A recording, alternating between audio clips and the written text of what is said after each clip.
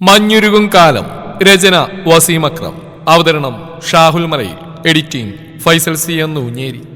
ഇച്ചായ എന്തെടുക്ക അവിടെ? കൈവീശി കാണിച്ചുകൊണ്ട് ഇപ്പോൾ വരുമെന്ന് പറഞ്ഞ് അകത്തേക്ക് പോയി ശ്രേയ. റൂമിൽ ചെന്ന് നോക്കിയപ്പോൾ ശ്രേയ കാണുകയായിരുന്നു. മീര ഫോൺ നോക്കി കുടുകുടാ ചിരിക്കുന്നു.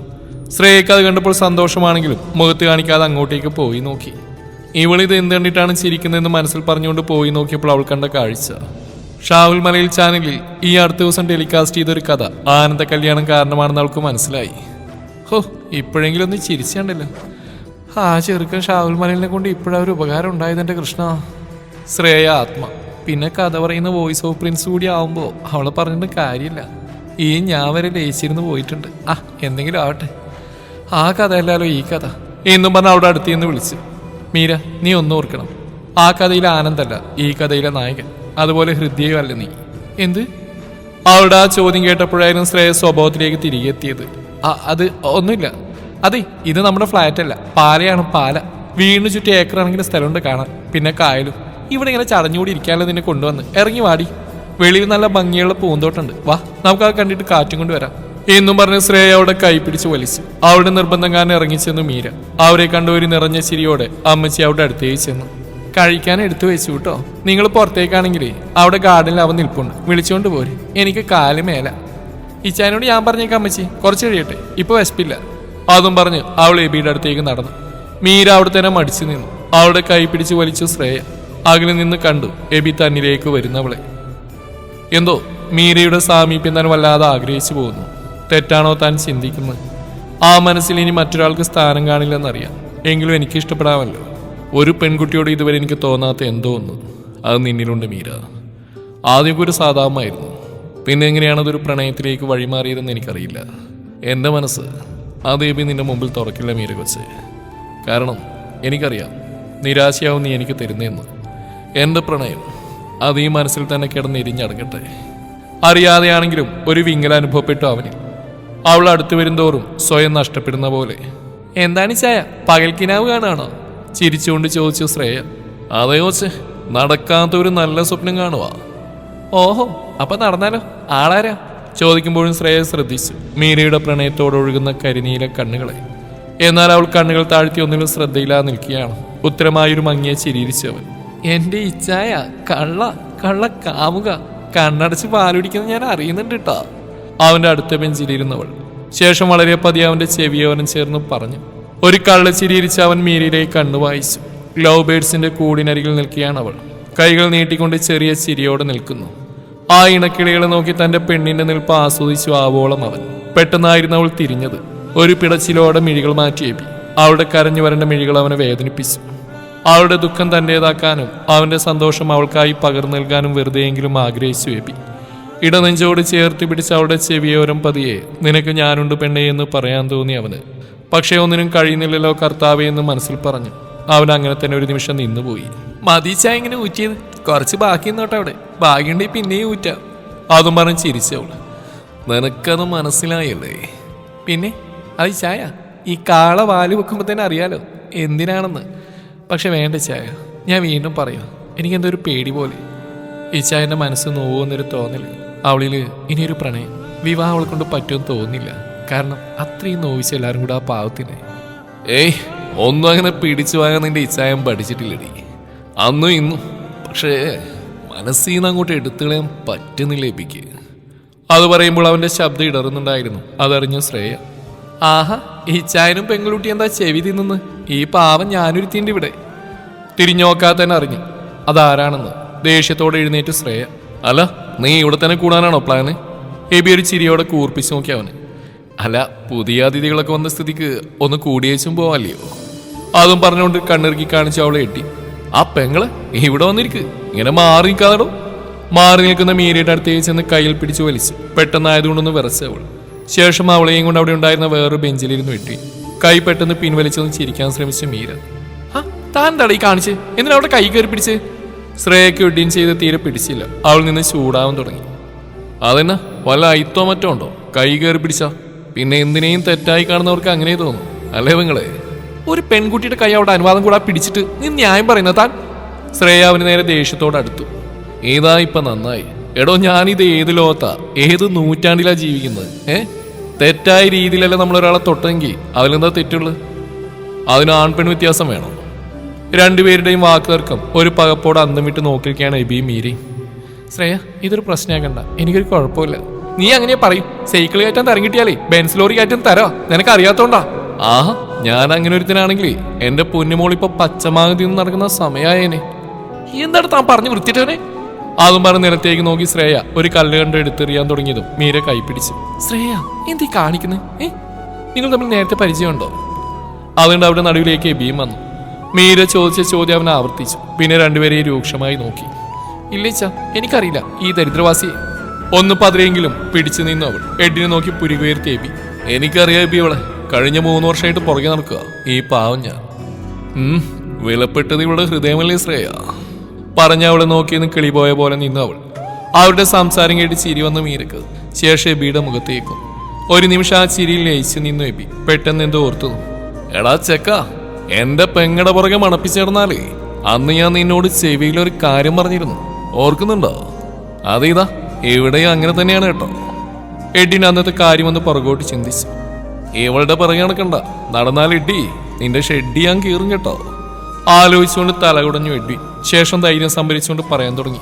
എബി, എടാ അളിയ, അത് എനിക്കിഷ്ടമായി സാധനത്ത്, എനിക്ക് തരാവോ? ഒരു കുറവും വരുത്താൻ ഞാൻ പോറ്റിക്കോളാം, എന്റെ മരണം വരെ. പറഞ്ഞത് അവന്റെ സ്വരയിടറിയുന്നു. അത് കേട്ടൊരു ഞെട്ടിലോടെ നിന്ന് ശ്രേയ. എല്ലാവരുടെ ഒരു തമാശയായിട്ടാണ് ഇതുവരെ കണ്ടിരുന്നത്. പക്ഷേ ആ വാക്കുകൾ താനും ആഗ്രഹിച്ചിരുന്നെങ്കിലും സന്തോഷിക്കാൻ കഴിയാത്ത പോലെ. ഒരു ഉത്തരത്തിനായി അവളുടെ നേരെ നോക്കി എഡ്വിനെ എബിയും.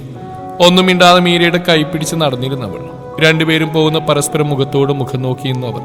ദിവസങ്ങൾ പോയിക്കൊണ്ടിരുന്നു. അവിടെ അടുത്തന്നെ ഒരു ഹോസ്പിറ്റലിൽ ജോലിയും കിട്ടിയിരുന്ന രണ്ടാൾക്കും. ബസ് കയറി പോയിക്കോളാമെന്ന് പറഞ്ഞിട്ടും എബി സമ്മതിക്കാതെ അവൻ ഡ്രോപ്പ് ചെയ്യും രണ്ടുപേരെയും. കൂടെ ഇത്തിൽ കണ്ണി എന്ന പോലെ എഡിയും ഉണ്ടാവും. അങ്ങനെ ഒരിക്കലും ശ്രേയയ്ക്ക് ഡേ ഡ്യൂട്ടിയും മീരയ്ക്ക് നൈറ്റ് ഡ്യൂട്ടിയുള്ള ഒരു ദിവസം. ഈ ചായ, മീരയ്ക്ക് നൈറ്റ് ഡ്യൂട്ടിയാ, ഒന്ന് കൊണ്ടാക്കാമോ? രാവിലെ തിരിച്ച് ബസ്സിൽ പോകുന്നുള്ളൂ. പിന്നെ പോകുന്ന വഴി വായ നോക്കാം. അത് ഞാൻ ആവശ്യത്തിന് നോക്കുന്നുണ്ട്. അവൾ ഒരുങ്ങി വന്നിരുന്നു. അത് എബി ശ്രദ്ധിച്ചു. ഇങ്ങോട്ട് വന്നിരുന്നതിൽ ഒരുപാട് മാറ്റമുണ്ട്.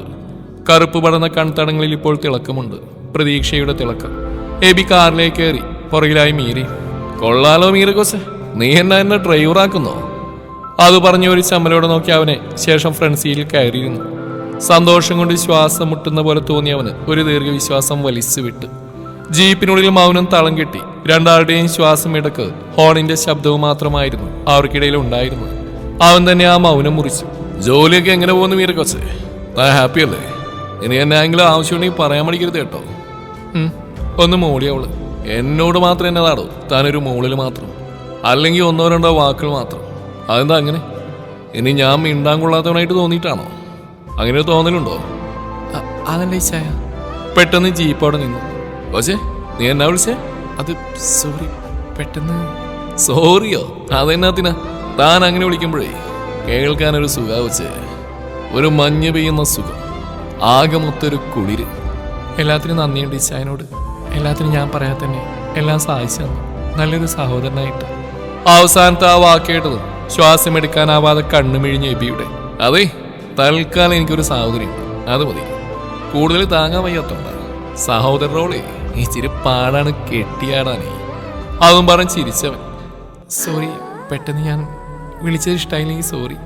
അവളുടെ മുഖത്ത് സങ്കടം നിറഞ്ഞു. എടോ അതല്ല, എനിക്ക് ഓൾറെഡി ഒരു കാന്താരി പെങ്ങളുണ്ട്, അപ്പനൊപ്പിച്ചെന്നാ. എനിക്കൊരു നല്ല ഫ്രണ്ട് വേണം, അതാവാൻ പറ്റുമോ നിനക്ക്? ഒരു നിമിഷം നോക്കിയെന്ന് മീര. ശേഷം അവളുടെ ഒരു കൈ അവന്റെ കയ്യിൽ വെച്ച് ഒരു ചിരിയോടെ. ഒരു നിമിഷം അവളുടെ കൈകളിലെ ചൂട് തന്നിലേക്ക് പ്രണയമായി ഒഴുകുന്ന അറിഞ്ഞു എബി. എന്റെ പൊന്നെ, സ്നേഹിച്ചില്ലെങ്കിലും വേണ്ടില്ല, ആങ്ങളെ ആക്കാതെ താങ്ങാൻ പറ്റുകയില്ല. ഹോസ്പിറ്റലിൽ അവളെ ഇറക്കി പോകുമ്പോഴും അവളുടെ സ്പർശനമേറ്റ കഴി അവൻ ചുണ്ടോട് ചേർത്തിരുന്നു. കായിലേക്ക് കാലും ഇറക്കി വെച്ച് ഗ്ലാസ്സിലേക്ക് വെള്ളമൊഴിച്ച് അതിലേക്ക് മദ്യവും ഒഴിച്ച് വായിലേക്ക് അമഴ്ത്തി തലയും കുടഞ്ഞൊരു പ്ലേറ്റിൽ പൊരിഞ്ഞ ചിക്കന്റെ കാലും കടിച്ച് എരിവ് വലിച്ചു എബി. എന്തൊരു എരിവാടാ! ഡാ വൃത്തിയിട്ടവനെ, ആ കുപ്പിയിലെ വെള്ളം എടുത്ത് അടിക്കാതാടാ. നിനക്ക് എന്തോന്നറിയാൻ വേണ്ടി നീ ഇതൊന്ന് എടുത്ത് അടിച്ചു നോക്ക്. അമൃത, അമൃത്. കയ്യിലിരുന്ന ഗ്ലാസിന്റെ മധ്യ ഒറ്റവലിക്ക് അകത്താക്കി എബി. നീ അടിക്കുന്നില്ലേടാ കുട്ടാ? ചോദിക്കുമ്പോൾ എബിയുടെ നാവ് കുഴയുന്നുണ്ടായിരുന്നു. ഈ എഡിക്ക് ഒരു മദ്യം വേണ്ട, എന്റെ പെണ്ണിനോട് ഇഷ്ടം തുറന്നു പറയാൻ. അത് വേണ്ടത് നിനക്കല്ലേ? മനസ്സിൽ ഇങ്ങനെ പൂജിച്ച് കുടിച്ച് കൂത്താടി നടന്നോ നീ? അത് കേട്ടവൻ ചാടി എഴുന്നേറ്റ് കാലുകൾ നിലത്തുറക്കാതെ വീഴാൻ തുടങ്ങിയ ബി ബാലൻസ് ചെയ്ത് മുണ്ടെടുത്ത് മടക്കി കുത്തി അവന്റെ അടുത്തേക്ക് നടന്നു. ആ ചെറുക്ക, നീ എന്തോന്നാ പറഞ്ഞേ? ഈ എബിക്ക് അവളോട് തുറന്നു പറയാൻ ധൈര്യമില്ലെന്നോ? ഈ എബി ജോൺ പാലത്തിങ്കലിന് ധൈര്യമൊക്കെ ഉണ്ടടാ ചെറുക്ക. കാണിച്ചു തരാൻ ഞാൻ ഇന്ന് നിനക്ക് കാണിച്ചു തരാം. അതും പറഞ്ഞ് കൈയുള്ള ഗ്ലാസ്സിലെ മദ്യം വീണ്ടും വായിലേക്ക് അമഴ്ത്തി ശേഷം ഇരുട്ടിലൂടെ സ്റ്റെപ്പ് കയറി വേച്ച് അകത്തേക്ക് നടന്നു. കർത്താവേ, ഇവനിത് എന്തിനുള്ള പോക്കാണ്? കുഴപ്പമാവോ? പുറകെ ഓടിയിരുന്ന് എട്ടി. ആഹാ, ഇതാര്? ആകാശവാണി ആനിയമ്മയോ? എന്റെ അമ്മച്ചി എന്തിയേ? എന്റെ ശ്രേയമോളെന്തിയേ? തലവേദന കാരണം അമ്മച്ചി കിടന്നു. ശ്രേയ കൊച്ചെ അപ്പൻ്റെ അടുത്തുണ്ട്. ഇവിടെ കിടന്ന് ഒച്ചവക്കാ കിടന്ന് ഉറങ്ങാൻ നോക്കി എബി കൊച്ചെ.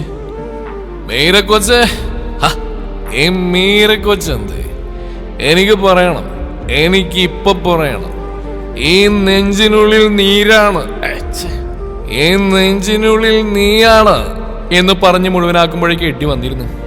എബി കുഞ്ഞ് എന്നതാ പറഞ്ഞേ? ആ ഒരു സംശയഭാവത്തിൽ മുഖം ചുളിച്ചു. അതോ, അതാ പാട്ടുപാടിയതാ. ആ ചെറുക്കനില്ലയോ, എന്നവന്റെ പേര് താജ്.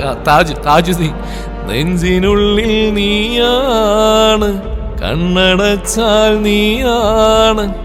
ആനിയമ്മ കേട്ടിട്ടില്ലയോ? നിങ്ങൾ പോയി കിടന്നോ, എബിയും ഞാൻ നോക്കിക്കോളാം. പിന്നെ അവൻ രണ്ടെണ്ണം അടിച്ചറിയാലോ. എന്നാലും എന്തോ ഒരു വശപ്പശൊക്കെ ഉണ്ടല്ലോ. മീരക്കൊഞ്ഞിന്റെ പേര് പറഞ്ഞല്ലോ. എബി മോന്റെ ആ പോക്കും ശരിയല്ല. അവർ കുറച്ചു നേരം അവൻ പോകുന്നത് നോക്കി അവിടെ തന്നെ നിന്നു. ശേഷം അകത്തേക്ക് കയറിപ്പോയി. എന്റെ പൊന്നു മോനെ, ഇപ്പൊ തന്നെ എല്ലാം ഉടഞ്ഞ് കയ്യിലിരുന്നേനെ. നീ കിടന്നൊന്നും മയങ്ങ്, കെട്ടിവിടട്ടെ. അതും പറഞ്ഞ് അവനെ റൂമിൽ കൊണ്ടുപോയി കിടത്തി AC ഓണാക്കി. എടാ, എനിക്ക് പറയണം, ഈ നെഞ്ചില് മുഴുവൻ അവളാണ്. എനിക്ക് പറയണം. ബെസ്റ്റ് പറയാൻ പറ്റിയ കോലം. നീ കൊടുന്നുറങ്ങ്, രാവിലെ പറയാം. അല്ലേ പറഞ്ഞാൽ ഇപ്പൊ കിട്ടും. ചെന്ന് മേടിച്ചിട്ട് വാ. അപ്പന്റെ കൈയും കാലും മസാജ് ചെയ്തെടുക്കാണ് ശ്രേയ. അയാളുടെ കണ്ണുകൾ അവൾ തറഞ്ഞു നിന്നു. കുറ്റബോധം കണ്ണുനീരായി ഒഴുകുന്നു. എന്തിനാ ഈ കരയുന്നത്? കരഞ്ഞാൽ ഞാൻ പോവും, പറഞ്ഞേക്കാം. ശ്രേയ അല്പം മുഖം കറുപ്പിച്ച് പറഞ്ഞു. മോൾക്ക് എന്നെ വെറുത്തൂടെ? എന്നെ വേണമെങ്കിൽ കഴുത്ത് ഞെരിച്ച് കൊന്നോടി. ആരും അറിയില്ല മോളുടെ അമ്മയോട് ചെയ്ത ശിക്ഷ. ആഹാ, ജോസഫ് ജോൺ പാലത്തിങ്ങൾ പൂതിയോളാലോ. എന്നിട്ട് ഞാൻ പോയി ജയിലിൽ കിടക്കണം അല്ലയോ? അത് കേട്ടത് അയാളൊന്നും ചിരിച്ചു. നോവുള്ളൊരു ചിരി. ലൈറ്റ് ഓഫ് ചെയ്ത് മുറിക്ക് പുറത്തു വന്നതും എഡ്ഡിയുടെ നെഞ്ചിൽ തട്ടി നിന്നു. ഡീ, എന്റെ നെഞ്ചും കൂടി തറക്കുവോ? ഇതിനകത്ത് ഒരാൾ കൂടി താമസിക്കേണ്ടതാണ്. തകർത്ത് കളയില്ലേ വേണ്ടേ? ഇടുപ്പിൽ ചേർന്ന് പിടിച്ചിരുന്ന കൈ തട്ടി മാറ്റിയവൾ. താൻ ആര് വേണമെങ്കിലും പാർപ്പിക്കും, അതിന് എനിക്കെന്താ? അതും പറഞ്ഞ് തിരിയാൻ തുടങ്ങി അവളെ വലിച്ച് നെഞ്ചോടിട്ടു എഡ്ഡി. അതിനെങ്ങനെയാ? ആ കിളി എനിക്ക് പിടുത്തം തരുന്നില്ലല്ലോ. ഒരാല് പോലെ വഴുക്കി പോവുകയല്ലേ? അവളുടെ കൈ രണ്ടും പുറകിലേക്ക് ലോക്ക് ചെയ്ത് പിടിച്ചു. നെഞ്ചിരിപ്പ് കൂടി വന്നു. അവന്റെ സാമീപ്യം അവളെ തളർത്തുന്നറിഞ്ഞു ശ്രേയ. പൊങ്ങിത്താഴുന്ന അവളുടെ മാറിൽ ചുണ്ടുകൾ അമർത്തി അവനൊന്ന് പെരുവിലിൽ പൊങ്ങിത്താഴുന്നു. വൃത്തിയിട്ടവനെ, എന്നെ നീ കാണിച്ചേ. അവളുടെ ചുണ്ടിന് മുകളിലായി വിരൽ വെച്ച് അവൻ. അതെ, ദേ ഇവിടെ ഈ മാറിൽ ഞാൻ എന്റെ സൈനിട്ട് ബുക്ക് ചെയ്തതാ. ഇനി ഇത് ഈ എഡ്വിന് സ്വന്തം. അതും പറഞ്ഞ് അവളുടെ അധരങ്ങൾ നുണയാൻ തുടങ്ങിയപ്പോൾ ശ്രേയയുടെ കണ്ണുകൾ കൂമ്പി അടഞ്ഞു പോയിരുന്നു. പതിരിപ്പോകുന്ന കാലിനെ ബലം പിടിച്ചു നിർത്തിയേപ്പി അഴിഞ്ഞു തുടങ്ങിയ കസവ് മുണ്ട് മുറുക്കിയെടുത്തു. ഈ മുണ്ട് കണ്ടുപിടിച്ചവൻ ഇത് നാറിയാണേലും ഉടുത്താലും നിൽക്കുകയില്ല. അവന്റെ നടത്ത അവസാനിച്ചത് മീരയുടെ മുറിക്കുമ്പിലായിരുന്നു. ഒന്ന് നേരെ നിന്ന് കൈ മുഖത്തേക്ക് അടുപ്പിച്ച് അതിലേക്ക് നൂതി. മണമില്ല. ഓക്കെ. കൈകൾ രണ്ടും കൂട്ടി തിരുമ്മി വാതിൽ തട്ടി. അകത്ത് പുസ്തകം വായിച്ചിരിക്കുകയാണ് മീര. വാതിൽ തട്ടുന്ന ശബ്ദം കേട്ടത് എഴുന്നേറ്റു. ശ്രേയ ആയിരിക്കും. വാതിൽ തുറന്ന് മുന്നിലൊരു ചിരിയോടെ നിൽക്കുന്നവനെ കണ്ടത് മീര അതിശയത്തോടെ നോക്കി. എന്താ ഈ നേരത്ത്? കൊച്ചേ, എനിക്കൊരു കാര്യം പറയാനുണ്ടോ? ഉണ്ടോ? ഉണ്ടെങ്കിൽ പറ. എന്താ കൊച്ചിന് പറയാനുള്ളത്? ഈ ചായ കുടിച്ചിട്ടുണ്ടോ? അതൊരു ധൈര്യത്തിന്. അതും പറഞ്ഞുകൊണ്ട് അകത്തേക്ക് കയറിയതും പുറകോട്ട് കാലുകൾ വെച്ച് മീര. പെട്ടെന്ന് അവളുടെ കൈ കയറി പിടിച്ചു അവൻ. പിൻവലിക്കാൻ നോക്കിയതും തന്നെ നെഞ്ചിലേക്ക് വലിച്ചിട്ടിരുന്നവൻ. പൊള്ളിപ്പിടഞ്ഞ് കുതിരാൻ നോക്കി അവൾ. എന്നാൽ ആ പിടി മുറുക്കിയിരുന്ന എബി. കൊച്ചിനെ എനിക്ക് ഇഷ്ടാവ. ഈ എബിയുടെ നെഞ്ചിന് മുഴുവൻ നീയാ, നീ മാത്രം. തരുമോ നിന്നെ എനിക്ക്? പൊന്നുപോലെ ഞാൻ നോക്കിക്കോളാം. അവന്റെ ഓരോ വാക്കും കൂർത്ത മുള്ളുപോലെ ഹൃദയത്തെ കുത്തി നോവിച്ചും അവനെ തള്ളി മാറ്റിയിരുന്നു മീര. ഇത് ഞാൻ ഇച്ചാനോട് പറയും. അതും പറഞ്ഞ് കപട ദേഷ്യം നടിച്ച് അവനെ നോക്കി. എന്നാ ചെല്ലു, അടിച്ച് ഓഫായി കിടക്കുന്നുണ്ട്. ഞാനിപ്പോ ഇല്ലായിരുന്നെങ്കിൽ മീരയുടെ മുമ്പിൽ ഹൃദയം തുറന്നേനെ. എന്താ ഇച്ചാൻ കുടിച്ചിട്ടുണ്ടോ? എന്നിട്ട് അവിടെ തനിച്ചാക്കി പോന്നോ? എടി പോത്തെ അതിന് അങ്ങേരെ അവിടെ ഉറങ്ങുക. നിന്റെ വെപ്രാളം കണ്ടാ തോന്നും അവനെന്തോ ബോംബോ മറ്റോ ആണെന്ന്. ബോംബോ അല്ല മോനെ, ആറ്റും ബോംബാ. ഇച്ചായനൊന്ന് തീരുമാനിച്ചാൽ നടത്തി അടങ്ങും. I love you Meera, I love you so much. ഞാൻ നിന്നെ ഒരുപാട് ഒരുപാട് സ്നേഹിക്കുന്നുണ്ടടി. വീട്ടന്നെ വീടാ എന്തി കാണിക്കുന്നേ? അവളുടെ മുഖത്തിന് നേർക്ക് മുഖം അടുപ്പിച്ചേപ്പി പറ്റാവുന്ന ആഴത്തിൽ അവനെ തോളിൽ കടിച്ചു അവൾ. ആ വേദനയോടെ കൈവിട്ട് അവൻ ചാടി എഴുന്നേറ്റ്. അവൾ ഒരുതരം പേടിയോടെ ഭിത്തിയിൽ ചാരി നിന്നവൾ നിലത്ത് കൈകുത്തി എഴുന്നേറ്റ് അവന്റെ അടുത്തേക്ക് നടന്നു വന്നു. എന്തൊരു കടിയാടി കടിച്ച മീര കൊച്ച്, എന്നാലും എനിക്ക് നിന്റെ ഇഷ്ടം. I love you Meera, I love you so much പറഞ്ഞുകൊണ്ട് അവളിലേക്ക് അടുത്തും മുഖമടച്ച ഒരു അടിയും തള്ളുമായിരുന്നു മീര. അവിടേക്ക് ഓടി ശ്രേയയുടെ തോളിൽ പിടിച്ച് താങ്ങി നിന്ന് എപ്പി ഒരേങ്ങളോടെ ഭിത്തിയിൽ ചാരി അവൾ. ഈ ചാന മുറിക്കൊണ്ട് കെട്ടി. ഞാൻ പോവാനോ? അതിന് ഞാൻ പറയാമെന്ന് പറഞ്ഞിരുന്നില്ല മോളെ, എനിക്ക് പറഞ്ഞു താഴെ വീണിരുന്നേപ്പി അവനെ താങ്ങിയെടുത്തിട്ട് അവിടുന്ന് കൊണ്ടുപോയി. ആളെ ഞാൻ വിശ്വസിച്ചു, തെറ്റായി. ഇത്രയും തരം താഴ്ന്ന ഒരാളാണ് ശ്രേയ നിന്റെ. എനിക്ക് ആരും ഇല്ലാത്തോണ്ടല്ലേ പറയലും കരയിലും കഴിഞ്ഞിരുന്നവൾ. അതല്ല, അങ്ങനെയല്ല മീര. ഇച്ചായൻ പാവാടി. നിന്നെ ഇച്ചായന് ഇഷ്ടമാണ്. അത് നിന്റെ അടുത്ത് നേരിട്ട് പറയാൻ ധൈര്യമില്ലാത്തതുകൊണ്ട് വയറ്റി കിടക്കുന്ന മദ്യത്തിന്റെ ബലത്തിൽ ചെയ്തു കൂട്ടിയതാ. ഇനി ഞാനിവിടെ നിൽക്കില്ല, എനിക്ക് പോകണം നാളെ തന്നെ. നോക്ക് മീര, ഇച്ചായൻ ചെയ്ത തെറ്റ് തന്നെയാണ്, അല്ലാന്ന് പറയുന്നില്ല. എന്നാലും ആ പാവത്തിന് ഇങ്ങനെ പറയാനറിയും. നിനക്ക് ഇഷ്ടമല്ലേ വേണ്ട, എന്നാലും പോവലടി. തകർന്നു പോവാ പാവം, ബോധമില്ലാതെ ഓരോന്നും. എനിക്കിനി ആരെയും സ്നേഹിക്കാൻ കഴിയില്ല എൻ്റെ അഭിയല്ലാതെ. എന്നാലും എങ്ങനെ തോന്നി എന്നോട്? നീ ആരിൽ നിന്നാണ് ഒളിച്ചോടുന്ന മീര? 1 വർഷമാവുന്ന അഭി പോയിട്ട്. മറക്കണമെന്ന് പറയുന്നില്ല, പക്ഷെ ഒരു പുതിയ ജീവിതം വേണ്ട നിനക്ക്. നീ ചെറുപ്പമാണ്. വേണ്ട വേണ്ട, എനിക്കൊന്നും കേൾക്കണ്ട. അയാൾ എന്നോട് പ്രണയം. അവൾ ഓരോന്നും അങ്ങനെ പറഞ്ഞുകൊണ്ടിരുന്നു.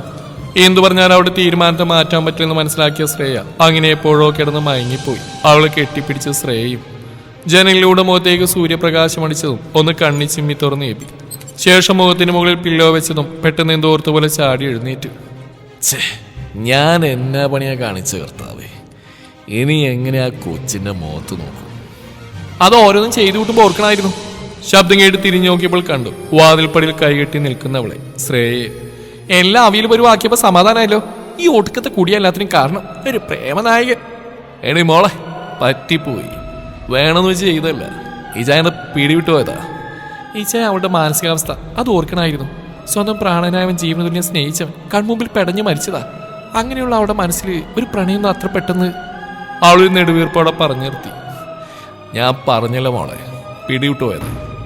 ഈച്ചായ മാപ്പ് പറയാം. കുറ്റബോധത്തോടെ അവന്റെ കണ്ണുകൾ നിറഞ്ഞു. ഈശ, അവൾ പോവാ തിരിച്ച്. ഇനോട് നിൽക്കുന്നില്ലെന്ന് പറഞ്ഞ് പാക്ക് ചെയ്യുക. കേട്ടത് വിശ്വസിക്കാനാവാതെ ഒരു നിമിഷം തറഞ്ഞിരുന്നു അവൻ. അതെങ്ങനെ ശരിയാവും? ആ കൊച്ചു പോയ പോയ പിന്നെ ഞാൻ. അവന്റെ വാക്കുകൾ മുറിഞ്ഞു. ഞാൻ പറഞ്ഞ് മനസ്സിലാക്കാം. കാലുപിടിക്കാൻ ഞാൻ. അതും പറഞ്ഞ് മിന്നൽ വേഗത്തിൽ മുറിയിൽ നിന്ന് പോയിരുന്ന എബി ഒരു നിമിഷം നടക്കാൻ പോകുന്ന എന്താണെന്ന് അറിയാതെ പകച്ചു നിന്ന് ശ്രേയ. ശേഷം അവന്റെ പുറകെ പോയി. മീര, പ്രണയാർദ്രമായിരുന്നു ആ വിളി. പുറംതിരിഞ്ഞെന്ന് ബാഗിലേക്ക് സാധനങ്ങൾ അടുക്കി പെറുക്കി വെക്കുകയായിരുന്നു അവൾ. അവന്റെ അവളിൽ തിരിഞ്ഞു നോക്കിയില്ല. ബാഗിൽ വള്ളി കൂട്ടിപ്പിടിച്ചു. മീര, താൻ പോകരുത്. ഞാൻ കാരണം ആ മനസ്സ് വേദനിച്ചെങ്കിൽ ഞാൻ ക്ഷമ ചോദിക്കുന്നു. അവന്റെ വാക്കുകൾ കേട്ടതും ബാഗിൽ നിന്ന് പിടിവിട്ട് അവന്റെ നേരെ തിരിഞ്ഞെന്നവൾ. കരഞ്ഞു കലങ്ങിയ കണ്ണുകൾ നീര് വെച്ചിരുന്നു. ഒറ്റ ദിവസം കൊണ്ട് വല്ലാതെ ക്ഷീണിച്ചു പോയ പോലെ. നിങ്ങൾ ഞാൻ നല്ലൊരു ഫ്രണ്ടായിട്ടാണ് കണ്ടത്, പക്ഷെ എങ്ങനെ തോന്നി എന്നോട് അങ്ങനെ പറയാൻ? എന്നെ ഇഷ്ടമാണെന്ന്. നിങ്ങൾ ഇത്രക്ക്. Stop it! അതൊരു അലർച്ചയായിരുന്നു. ഞാൻ ക്ഷമ ചോദിച്ച എന്റെ പ്രണയം തുറന്നു പറഞ്ഞതിനോ ഞാൻ നിന്നെ സ്നേഹിച്ചു പോയതിനോ അല്ല. അനുവാദമില്ല നിന്റെ ശരീരത്തിൽ തൊട്ടതിന്, അതിനു മാത്രം. സ്നേഹിക്കുന്ന ഒരിക്കലും തെറ്റല്ല, സാധാപമല്ല. നീ എന്നെ ഇഷ്ടപ്പെടുന്നോ ഇല്ല എന്നൊക്കെ കൊച്ചിന്റെ ഇഷ്ടം. പക്ഷേ ഈ എബി സ്നേഹിക്കും നിന്നെ മാത്രം. അതിനെനിക്ക് ആരുടെയും സമ്മതം വേണ്ട. നിനക്ക് അബിയോടുള്ള പ്രണയം പോലെ വിലപ്പെട്ടതാ എനിക്ക് എന്റെ പ്രണയം. അവൻ അത്രയും പറഞ്ഞതും കേട്ടു നിന്നതല്ലാതെ ഒന്നും പറയാനാവാതെ ഒന്ന് ദേഷ്യപ്പെടാൻ പോലും പറ്റാത്ത അവസ്ഥയിൽ അവൾ നിന്നുപോയി. പിന്നെ എവിടെ നിന്ന് പോവുകയാണെങ്കിൽ അത് എന്നിൽ നിന്ന് ഒളിച്ചോടുന്നു എന്ന് മാത്രമേ ഞാൻ കരുതൂ. പിന്നെ നീ കാനഡയിലേക്ക് പോകാനുള്ള തയ്യാറെടുപ്പാണെന്ന് അറിഞ്ഞു. അതുവരെ വേണമെങ്കിൽ ഇവിടെ തന്നെ നിന്നു. ഒരിക്കൽ കൂടി ചോദിക്കുക മാപ്പ്. അനുവാദം കൂടാതെ ശരീരത്തിൽ തൊട്ടതിന്, അതിന് മാത്രം. പിന്നെ ഇനി ഞാൻ ഈ കൺമുമ്പിൽ വരില്ല കേട്ടോ. കൈകൾ കൂപ്പിക്കൊണ്ട് പറയുമ്പോൾ കണ്ണുകൾ നിറഞ്ഞിരുന്ന അവന്റെ. അത് പറഞ്ഞു തിരിഞ്ഞും കണ്ടു കണ്ണു മിഴിച്ചു നിൽക്കുന്ന ശ്രേയയും എഡ്വിനെയും. എന്താ ഇത്? ഇങ്ങനെയാണ് സോറി പറയുന്നത്? എനിക്ക് ഇങ്ങനെ അറിയത്തുള്ളൂ. അതും പറഞ്ഞ് നടന്നകിടുന്നവനെ നോക്കി നിന്നു ശ്രേയയും എഡ്വിനും. നോക്ക് മീര, അച്ചായൻ അങ്ങനെ ആയിപ്പോയി. കുറച്ച് നാളുകളല്ലേ ഉള്ളൂ. അത് കഴിഞ്ഞ് നീ പോവല്ലേ. അങ്ങനെ വെറുതെ ഇരിക്കുമ്പോൾ ഓർത്ത് ചിരിക്കാനുള്ളത് മാത്രമേ ഉള്ളൂ ഇതും. അതേടോ മീര, അവന് ഓരോ നേരത്തെ ഓരോ സ്വഭാവം. അവൻ്റെ മനസ്സിലുള്ളവൻ പറഞ്ഞു, തൻ്റെ മനസ്സിലുള്ള നോ നീയും പറഞ്ഞു. എഡിൻ പറഞ്ഞു നിർത്തി. എനിക്കറിയില്ല ശ്രേയ, ഇനി മറ്റൊരാളെ ഈ നെഞ്ചിൽ പറ്റുന്നില്ല, പറ്റാത്തതുകൊണ്ട് പറഞ്ഞതും കരഞ്ഞു പോയിരുന്നവൾ. കാലം തെളിയിക്കും മീര, ഇപ്പൊ നീ ഫ്രഷ് ആവും, എന്ന് താഴേക്കോ ഭക്ഷണം കഴിക്കാം. ഹലോ മീരേച്ചി, അച്ഛനൊരു ഓപ്പറേഷൻ വേണമെന്ന് പറഞ്ഞ്, ഹാർട്ടിന് ഉടനെ വേണമെന്ന്. മോള് വിഷമിക്കാണ്ടിരിക്കാം, കാശ് നമുക്ക് അറേഞ്ച് ചെയ്യാം, ഞാൻ അയച്ചു തരാം. ഉടനെ വരാൻ ഞാൻ. ആരാടി വിളിച്ച്? നിന്റെ മുഖം എന്താ വല്ലാണ്ടിരിക്കുന്നത്? അത് അബിയുടെ അച്ഛന് ഹാർട്ടിനൊരു ഓപ്പറേഷൻ വേണമെന്ന്, 2 ലക്ഷം കൂടെ വേണം. ഞാനാണെങ്കിൽ കൊടുക്കാമെന്നും പറഞ്ഞു. പക്ഷെ എങ്ങനെയാ ഇപ്പോ? മീര ഇച്ചായനോട് ചോദിക്കടി, നിനക്ക് കാനഡയിലേക്ക് പോകാൻ കാശ് വേണ്ടേ? എന്ത് ചെയ്യും ഇപ്പോൾ? അറിയില്ല, ഒരു ലോൺ നോക്കാം, അവിടെ ചെന്നിട്ട് കുറേശ്ശെ അടച്ചു കൊടുക്കാം. അല്ല, ഞാൻ നോക്കിയിട്ടൊരു വഴി കാണുന്നില്ല. പിന്നെ എനിക്ക് വേണ്ടിയല്ല ഞാൻ പോകുന്നത്, എൻ്റെ അബിക്ക് വേണ്ടിയാ.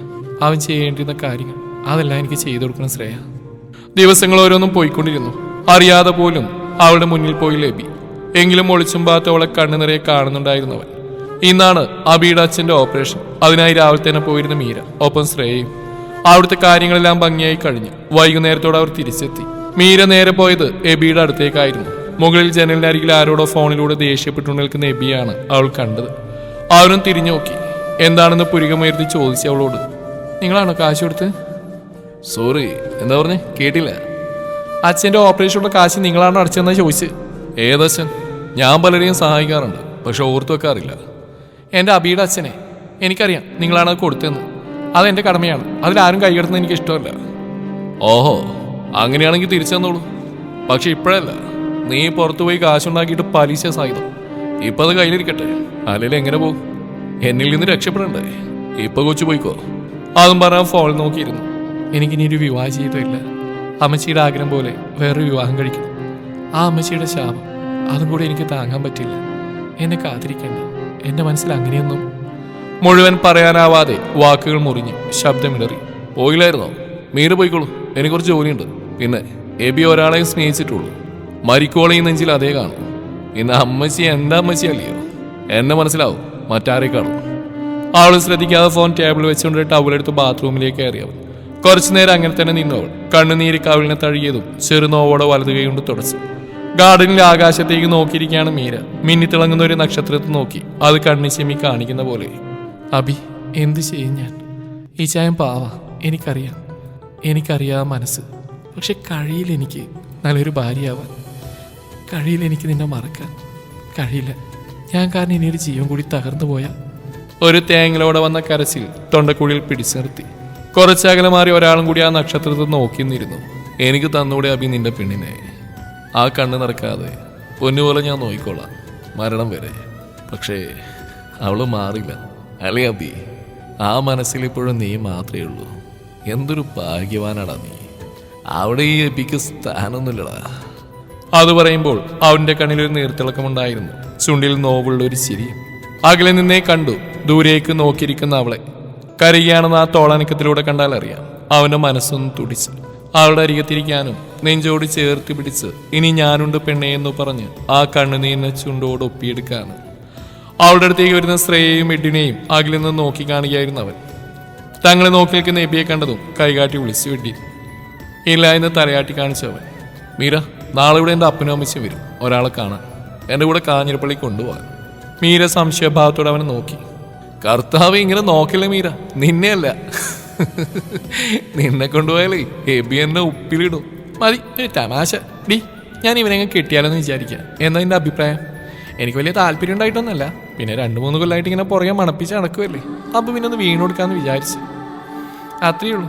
അല്ലെങ്കിൽ പെട്രോൾ ആസിഡ് ഒഴിച്ച് കത്തിക്കുകയും പൊള്ളിക്കുകയൊക്കെ ചെയ്താലോ? അതും പറഞ്ഞൊരു കണ്ണിറുക്കി ചിരിച്ചു ശ്രേയ.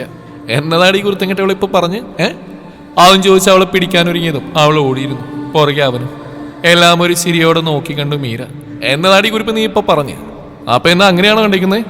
എന്നാ കേട്ടോ, യഥാർത്ഥ പ്രണയം എന്ന് പറയുന്നതേ പിടിച്ചു വാങ്ങലല്ല, നോവിക്കലുമല്ല, നഷ്ടപ്പെടുത്തുന്നതും പ്രണയം തന്നെയാ ആയിരിക്കണം. നമ്മൾ പ്രണയിക്കുന്നവരുടെ സന്തോഷം അതല്ലേ ശരിക്കും എന്തിനും വലുത്. അത് പറയുമ്പോൾ മീരയെ നോക്കിയിരുന്നു എറ്റി. അവരെ നോക്കിയൊന്ന് ചിരിച്ച ശേഷം തിരിച്ചു പോകാൻ അവിടുന്ന് എഴുന്നേറ്റ് തിരിഞ്ഞു കണ്ടു. അവൾ തന്നെ മാത്രം നോക്കി നിൽക്കുന്നവനെ. അവന്റെ തിളക്കമുള്ള 2 കാപ്പി കണ്ണുകളിൽ തന്റെ കരിനീലമിഴികൾ ഉടക്കിയതും അവനൊന്ന് ചിരിച്ചതും അറിയാതെ നോക്കി നിന്നുപോയി അവൾ. പെട്ടെന്നൊരു ഞെട്ടലോടെ മിഴികളെ താഴ്ത്തി തിരിഞ്ഞടന്നു. താഴേക്കിടന്ന് അടി കൂടുന്ന ഇരുവരെയും നോക്കിക്കൊണ്ട് അവനും പോയിരുന്നു. ശ്രേയ റെഡ് കളറിൽ സ്റ്റോൺ വർക്ക് ചെയ്ത സാരിയായിരുന്നു ഉടുത്തിരുന്നു. എബിയുടെ സെലക്ഷനാണ്. മീരക്കും മേടിച്ച് അവൻ ശ്രേയയുടെ കയ്യിൽ കൊടുത്തിരുന്നു. ബ്ലൂ കളറിൽ സെയിം വർക്ക് ചെയ്ത സാരി. സ്റ്റെപ്പ് ഇറങ്ങി വരുന്ന ശ്രേയയിൽ നിന്ന് പുറകിലായി വരുന്ന മീരയിൽ അവന്റെ കണ്ണുകൾ ഉടക്കി. നിരാശയായിരുന്നു മുഖത്ത്. ഒരു പ്ലെയിൻ ഓഫ് വൈറ്റ് കുർത്തിയായിരുന്നു അവളുടെ വേഷം. നെറ്റിലൊരു ചെറിയ പൊട്ടുമുണ്ട്.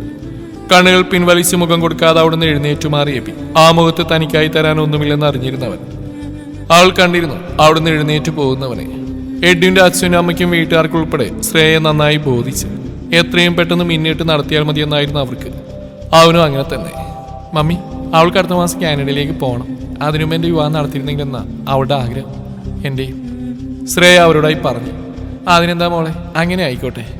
കൂട്ടുകാരിയുടെ കല്യാണം കൂടി പോയാൽ മതി. മോൾക്ക് നല്ലൊരു ജീവിതം കിട്ടട്ടെ. മനുഷ്യർക്ക് ദൈവം നൽകിയ സവിശേഷമായിട്ടുള്ള അനുഗ്രഹം മറവി എന്നുള്ളത്. അതിനുത്തരമായി അവളൊന്ന് ചിരിച്ചു. അത് കണ്ടപ്പോൾ അവളൊന്ന് തലകൂടുകയും ചെയ്തു ആ അമ്മച്ചി. ദിവസങ്ങൾ പോയിക്കൊണ്ടേയിരുന്നു. എബി മീരയിൽ നിന്നും മനഃപൂർവ്വം മാറി നടന്നു.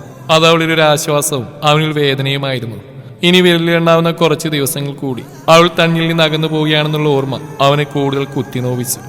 പോവാനുള്ള കുറച്ച് കാര്യങ്ങൾ കൂടി ശരിയാക്കാനും കേസിന്റെ കാര്യത്തിനുമായി എറണാകുളം വരെ പോണം മീരയ്ക്ക്. എഡിനായിരുന്നു അവരെ കൊണ്ടുപോയത്. എബി മനഃപൂർവ്വം ഒഴിഞ്ഞു മാറി. കേസിന്റെ വിധി പറയുന്ന ദിവസമായിരുന്നു. ഇച്ചാ, ഒന്ന് വന്നുകൂടി നിങ്ങൾക്ക് കൂടെ, അവൾക്കൊരു താങ്ങായി. യാത്ര പറയാനായി അവൻ്റെ അടുത്ത് വന്നാണ് ശ്രേയ. അത് വേണ്ട മോളെ, എൻ്റെ സാമീപ്യം അവൾക്കൊരു ബുദ്ധിമുട്ടാണ്. നമുക്ക് അനുകൂലമായി തന്നെ വിധി വരും. എൻ്റെ മനസ്സിൽ നിന്ന് അവൾക്കൊപ്പുണ്ട്. അത് മതി, പോയിട്ട് വാ. അവർ പോകുന്ന ജനലിലൂടെ കാണുന്നുണ്ടായിരുന്നു അവൻ. അഭിറാമിന്റെ ദുരഭിമാനക്കൊല ആദ്യത്തെ 2 പ്രതികൾക്ക് ഇരട്ട ജീവപര്യന്തം, മറ്റു 2 പേർക്ക് ജീവപര്യന്തം തടവും 2 ലക്ഷം രൂപ പിഴയും വിധിച്ച് കോടതി. ടിവിയിൽ ഫ്ലാഷ് ന്യൂസിൽ മിന്നിമായുന്ന അഭിറാമിന്റെ ഫോട്ടോയിൽ നോക്കിയിരുന്ന എബി കോടതിയിൽ നിന്ന് ഇറങ്ങി വരുന്ന മീരയെ കാണിച്ചുകൊണ്ടായിരുന്നു മാധ്യമപ്രവർത്തകർ ചോദിക്കുന്ന ചോദ്യങ്ങൾക്ക് പതറാതെ മറുപടി കൊടുക്കുന്നുണ്ട് അവൾ. TV ഓഫ് ചെയ്ത് സോഫയിലേക്ക് കിടന്നവൻ.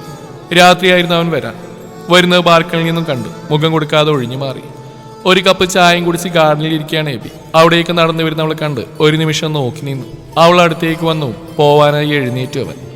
അവളുടെ വിളി ആ കാലുകളെ പിടിച്ചു നിർത്തി. എന്താണ് എന്ന അർത്ഥത്തിൽ മുഖത്തേക്ക് നോക്കി. ഇച്ചായ, എനിക്കൊരു കാര്യം പറയാൻ. ഞാൻ പോവാ കാനഡയിലേക്ക്. ശ്രേയയുടെ മിന്നറ്റിന്റെ പിറ്റേ ദിവസം. പറയാൻ കുറെ നോക്കി. ഞാനറിഞ്ഞു. അവള് പറഞ്ഞിരുന്നു. നല്ല കാര്യമാണ്. വേറെ എന്തെങ്കിലും അവൻ ചോദിച്ചു. അവളൊന്ന് പരിങ്ങി. എന്നാൽ ശരി, എനിക്ക് കുറച്ച് തിരക്കുണ്ട്. അത് ശ്രേയയുടെ മിന്നറ്റ് കഴിഞ്ഞാൽ ഇച്ചായന് നല്ലൊരു അച്ചായത്തിപ്പിനെ കൊണ്ടുവരണം. ഞാൻ വരും തീർച്ചയായിട്ടും കല്യാണത്തിന്. അവൾ പറഞ്ഞിരുത്തിയതും ഒന്ന് സൂക്ഷിച്ചു നോക്കിയവൻ. ശേഷം കുറച്ച് ഗൗരവത്തിൽ അവൻ പറഞ്ഞു തുടങ്ങി. ശരിക്കും നിന്റെ പ്രശ്നം എന്താണ്? എന്നെ കെട്ടിക്കാണിട്ട് എന്തെങ്കിലും പ്രശ്നമാണോ നിനക്ക്? അവന്റെ ആ ചോദ്യത്തിലൊന്ന് പതറി മീര. അവൻ പറഞ്ഞു തുടങ്ങി. നീ പേടിക്കേണ്ട വെച്ചേ, നിനക്കൊരു പ്രശ്നമായിട്ട് എബി ജോൺ എന്ന ഞാൻ ഇനി ഒരിക്കലും വരില്ല. എൻ്റെ അമ്മച്ചിയെ ഞാൻ കറിയിക്കില്ല. പിന്നെ കല്യാണം, അതിന് കൊച്ചിനെ ഞാൻ വിളിക്കില്ല. എന്നതായാലും ഈ വരുന്ന 2 ആഴ്ചക്കുള്ളിൽ കെട്ടാൻ യാതൊരു ഉദ്ദേശമില്ല. അതുകൊണ്ടാണ് കേട്ടോ. പിന്നെ അത്രയും ദൂരം നിന്ന് എൻ്റെ കല്യാണം കൂടാൻ വരികയെന്ന് പറഞ്ഞാൽ മീര കൊച്ചിന് അതൊരു ബുദ്ധിമുട്ടാവുകയെ. അതും പറഞ്ഞ് അവിടെ നിന്ന് പോയിരുന്നവൻ. താൻ കാരണം ഒരാളും കൂടി സങ്കടപ്പെടുകയാണെന്ന ചിന്ത അവളെ തളർത്തി. ഇന്നാണ് ശ്രേയയുടെ എഡിന്റെയും മിന്നുകെട്ട്. ഒരു golden colour pearl stone work ചെയ്ത സാരിയിൽ വളരെ സുന്ദരിയായിരുന്നു അവൾ. പീകോ കളർ സ്റ്റോൺ വർക്ക് സാരിയിലായിരുന്നു മീര. ശ്രേയാണ് അത് സെലക്ട് ചെയ്ത്. അപ്പന്റെ മുറിയിൽ ചെന്ന് അനുഗ്രഹം വാങ്ങി. ആ കണ്ണുകൾ നിറഞ്ഞു തുളുമ്പുന്നുണ്ടായിരുന്നു. വെറുപ്പെല്ലാം മാറിയിരുന്നു. അല്ലെങ്കിലും വയ്യാതെ കിടക്കുമ്പോഴല്ലല്ലോ വെറുപ്പ് കാണിക്കേണ്ടത്. എന്റെ മോൾക്ക് നല്ലതേ വരൂ. എല്ലാത്തിനും അപ്പം മാപ്പ് ചോദിക്കുക. അതും പറഞ്ഞ് അവളുടെ കൈകളിൽ ചുണ്ടമർത്തി. ചുടുകണ്ണീർ അവളുടെ കയ്യിൽ പടർന്നു. മീരയുടെ കൈ വിടാതെ പിടിച്ച് എന്തിനും ഏതിനും അവളെ ചേർത്ത് പിടിച്ചു. തമ്മിൽ പിരിയുന്ന 2 പേർക്കും വളരെ സങ്കടമായിരുന്നു. പള്ളിയിലെ ചടങ്ങും കഴിഞ്ഞ് എബിയെ കെട്ടിപ്പിടിച്ച് പൊട്ടിക്കരഞ്ഞു ശ്രേയ. എല്ലാത്തിനും നന്ദിയുണ്ട് ചായ, എന്നെ ചേർത്ത് പിടിച്ചേന്. ഉപേക്ഷിക്കായിരുന്നു ഈ ഉള്ളവളെ. എന്നിട്ടും എന്നെ സ്നേഹിച്ചില്ലേ ഒത്തിരി. എല്ലാവരെയും ജീവനത്തിലും സ്നേഹിക്കുന്ന ചായൻ്റെ മനസ്സൊരിക്കലും അവൾ തിരിച്ചറിയും. എനിക്ക് ഉറപ്പാ. ഇപ്പം എത്രത്തോളം വെറുക്കുന്നുണ്ടോ അത്രയും കൂടുതൽ സ്നേഹിക്കും അവള്. അതിനും മങ്ങിയ ചിരിയിൽ ചെബി. എനിക്ക് ആ പ്രതീക്ഷയൊന്നുമില്ല മോളെ. സ്നേഹമൊന്നും പിടിച്ചു വാങ്ങാൻ കഴിയില്ല. അത് നിന്റെ ഈ ചായം പഠിച്ചിട്ടില്ലടി. അത് മനസ്സറിഞ്ഞ് കൊടുക്കുമ്പോഴും വാങ്ങുമ്പോഴേ അതിന് ഭംഗിയുണ്ടാവും, ആത്മാർത്ഥതയുണ്ടാവും. ആ കൊച്ചു പോയി രക്ഷപ്പെടട്ടെ. എവിടെയെങ്കിലും സന്തോഷമായിട്ടിരിക്കുന്നത് കേട്ടാൽ മതി എനിക്ക്. അത് പറയുമ്പോൾ അവൻ്റെ കണ്ണുകൾ നിറഞ്ഞിരുന്നു. എല്ലാവരോടും യാത്ര പറഞ്ഞ് കെട്ടിപ്പിടിച്ച് ശ്രേയ പുതിയ ജീവിതത്തിലേക്ക് കടന്നു. ഇന്നാണ് മീര കാനഡയിലേക്ക് പോകുന്നത്. അവളെ എയർപോർട്ടിൽ കൊണ്ടുവിടാൻ എബിയോട് എത്ര പറഞ്ഞിട്ടും അവൻ വരുന്നില്ലെന്ന് എന്നെ പറഞ്ഞു. അവനെ നിർബന്ധിക്കേണ്ടെന്ന് എഡ്വിനും പറഞ്ഞു. ബാഗെല്ലാം പാക്ക് ചെയ്ത് എടുത്തു വെച്ചിരുന്നു. അമ്മച്ചിയുടെ വക ചമ്മന്തിപ്പൊടി, ഉപ്പേരി, മീനച്ചാറ്, മുളക്, മല്ലി മുതൽ ചക്കക്കുരു വരെ ഉണ്ടായിരുന്നു ബാഗിൽ. യാത്ര പറയാൻ നേരം നോക്കിയിരുന്നു അവൾ. എന്നാൽ ഒരിക്കൽ പോലും അവൻ വന്നില്ല. അവന്റെ അകൽച്ച അറിയാതെ അവളെ നോവിച്ചിരുന്നു. ഇപ്പൊ വരാമെന്ന് പറഞ്ഞ് മുകളിലേക്ക് പോയിരുന്നവൻ അവിടെ റിവോൾവിംഗ് ചെയറിൽ കണ്ണുകളടച്ച് കിടക്കുകയാണ് എബി. അവളൊരു പതർച്ചയോടെ വിളിച്ചു, ഈശായ. വിളിച്ചത് അവൻ കണ്ണുകൾ പതിയെ തുറന്ന് അവളെ നോക്കി. ഞാൻ ഇറങ്ങുക, വരുന്നില്ല എന്നെ യാത്രയാക്കാൻ. ഉത്തരം പുച്ഛങ്ങളാണെന്ന് ശരിയായിരുന്നു. പോയിക്കോച്ച്, നല്ലത് വരും. നാളെ മുതൽ ഇനി ശല്യം ചെയ്യാൻ ഞാനില്ലല്ലോ അല്ലേ? ചങ്ക് പറയുന്ന വേദനയോടെയായിരുന്നു എബി അത് പറഞ്ഞു. പോയിക്കോളൂ, ലേറ്റ് ആവണ്ട. അതും പറഞ്ഞ് വീണ്ടും അവൻ ആ റിവോൾവിംഗ് ചെയറിലേക്ക് തന്നെ ചാരിയിരുന്നു. എന്തോ അവളുടെ മനസ്സ് വല്ലാതെ പിടയുന്ന പോലെ. എന്തിനായിരുന്നു ഈ പാവത്തിന്? ഓരോന്നും മനസ്സിൽ ചിന്തിച്ചു. അവനൊരിക്കൽ കൂടി നോക്കിയ ശേഷം അവിടെ നിന്ന് ഇറങ്ങി. ഒരിക്കൽ കൂടി എല്ലാവരോടുമായി യാത്ര പറയുമ്പോൾ നെഞ്ചുകിടന്ന് നീർന്നറിഞ്ഞവൾ കാറിൽ കയറുമ്പോൾ അറിയാതെയെങ്കിലും മിഴികൾ തിരഞ്ഞു അവനെ. കാണാതെ വന്നപ്പോൾ പേരറിയാത്ത എന്തോ ഒരു വേദന അവളെ വന്ന് പൊതിഞ്ഞു. ജനലരികിൽ അവളെ നോക്കിയിരുന്നവനെ അവളും കണ്ടിരുന്നില്ല. യാത്രയിൽ നെഞ്ചിന്റെ വിങ്ങൽ കൂടി വരുന്നതറിഞ്ഞു മീര. മിഴികൾ അമർത്തി തുടച്ച് ചുണ്ടിലൊരു ചിരിയുമായി. അവളെ യാത്രയാക്കാൻ അബിയുടെ അമ്മയും സഹോദരിയും വന്നിരുന്നു. അച്ഛൻ 5 മാസം റെസ്റ്റ് പറഞ്ഞതിനാൽ യാത്ര ചെയ്യാൻ പറ്റില്ല. അവരുടെ കയ്യിലുണ്ടായിരുന്നു അവൾക്കായി കുറെ ബേക്കറി പൊതികൾ. എല്ലാം സന്തോഷത്തോടെ വാങ്ങിച്ചു അവൾ. യാത്ര പറയുമ്പോൾ കരഞ്ഞു പോവാതിരിക്കാനാവുന്നതും ശ്രമിച്ചു. അകത്തേക്ക് കയറുമ്പോൾ എന്തോ ഉൾവിളി പോലെ തിരിഞ്ഞു നോക്കി അവൾ. ആരോ തന്നെ വിളിക്കുന്ന പോലെ, തന്നെ മാത്രം. കണ്ണുകൾ നാലുപാടും പായിച്ചു. മീര, ടൈമായി. ആരെ നോക്കുന്നീ? No nothing. ആരോ വിളിക്കുന്ന പോലെ, അതാ നോക്കിയത്. കുറച്ചകലെ അവളെ മാത്രം നോക്കിക്കൊണ്ടിരുന്ന 2 നിറഞ്ഞ കാപ്പി കണ്ണുകളെ അവൾ കണ്ടിരുന്നില്ല. തലക്ക് മുകളിലൂടെ അവൾ പറന്നകലെന്ന് ചെറുനോവോടെ നോക്കി നിന്ന് എബി. അപ്പോഴും ഒരു നോവുള്ള പുഞ്ചിരി ഉണ്ടായിരുന്നു ചുണ്ടിൽ. കാറിന്റെ സീറ്റിലേക്ക് കണ്ണടച്ച് ചാരിക്കിടന്നു എബി. ഒരു ദീർഘനിശ്വാസത്തോടെ കണ്ണുകൾ വലിച്ചു തുറന്ന് സ്റ്റീറിംഗിൽ തിരിച്ച് ആക്സിലേറ്ററിൽ കാലമർന്നു പാഞ്ഞുപോയി ആ കാർ. തുടരും ഈ കഥയുടെ അവസാന ഭാഗം നാളെ ഇതേ സമയം. നിങ്ങളുടെ അഭിപ്രായങ്ങൾ കമന്റുകളായി രേഖപ്പെടുത്തുക. Thank you.